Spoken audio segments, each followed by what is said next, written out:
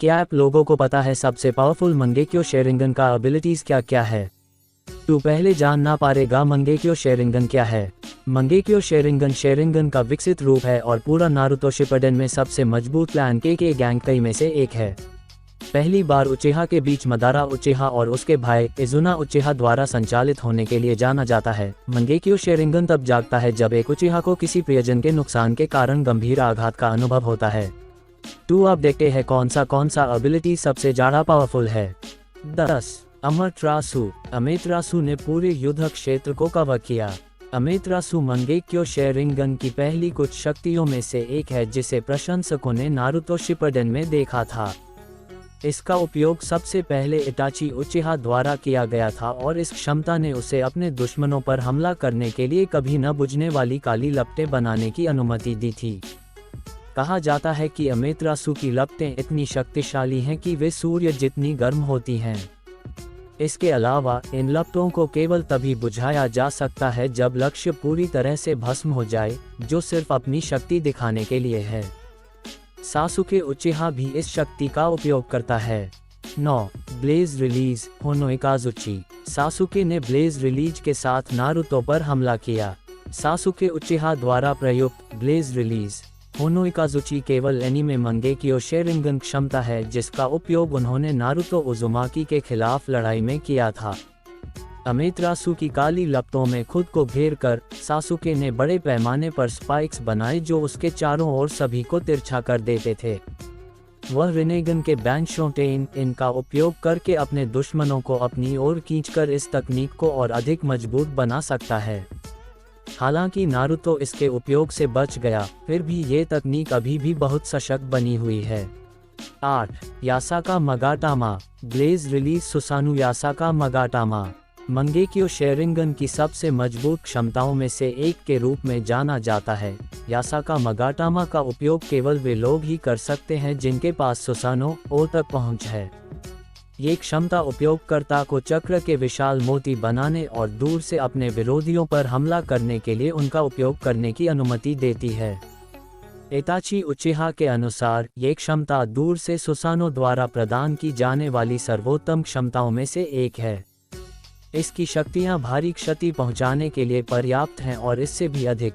ये नारुतो के रासेन शुरिकेन और किलर बी के टेल्ड बीस्ट बॉल के साथ मिलकर चिबाकु टेंसी को भी नष्ट कर सकता है।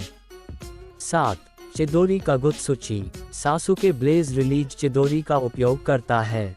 चिदोरी कागुत्सुची एक और अविश्वसनीय क्षमता है जिसका उपयोग सासुके ने नारुतो उजुमाकी के खिलाफ अपनी लड़ाई में किया था। कागुत्सुची की काली लपटों की शक्ति को अपने 6 पात चक्र के साथ चिदोरी के साथ जोड़कर सासुके परम जुत्सु बनाने में सक्षम था। अपने शेरिंगन का उपयोग करके वह अपने विरोधियों की सबसे जटिल गतिविधियों को देख सकता था और अपने दुश्मनों पर घातक प्रहार कर सकता था।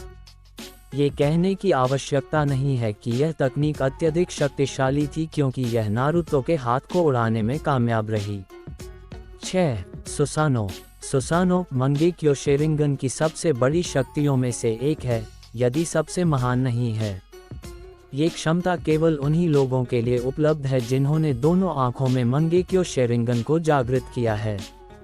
पहली बार इटाची उचिहा के माध्यम से देखा गया सुसानो उपयोगकर्ता के चारों ओर चक्र का एक विशाल ह्यूमनॉइड बनाता है जिसकी शक्ति बहुत अधिक है। यह न केवल रक्षा के सबसे बड़े रूप के रूप में कार्य करता है, बल्कि इसमें तलवार के एक वार से पर्वत श्रृंखलाओं को तोड़ने की पर्याप्त आक्रामक शक्ति भी है। 5 तेंगई शिनसेई। चौथे महान निंजा युद्ध के दौरान तेंगई शिनसेई। तेंगई शिनसेई एक अविश्वसनीय रूप से शक्तिशाली तकनीक है जिसका उपयोग मदारा उचिहा द्वारा चौथे महान निंजा युद्ध के दौरान किया गया था।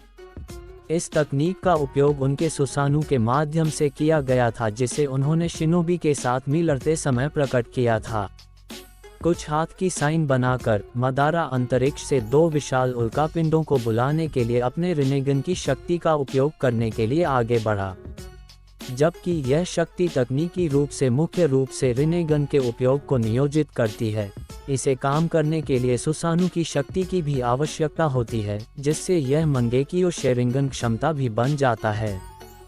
अब मैं जिसके लिए बोलूँगा आप लोग बोलोगे ए दो यूचिहा नहीं हाय, लेकिन गाइस बात मंगेक्यो शेरिंगन का हुआ था, यूचिहा का नहीं।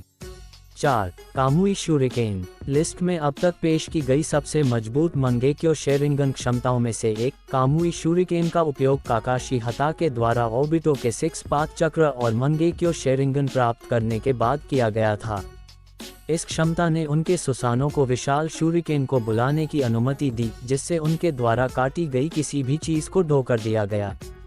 इसका उपयोग कागुया ओत्सुत्सुकी के खिलाफ किया गया था और यह उसके टेनटेल्स शरीर के अंगों को फाड़ने के लिए काफी मजबूत साबित हुआ था।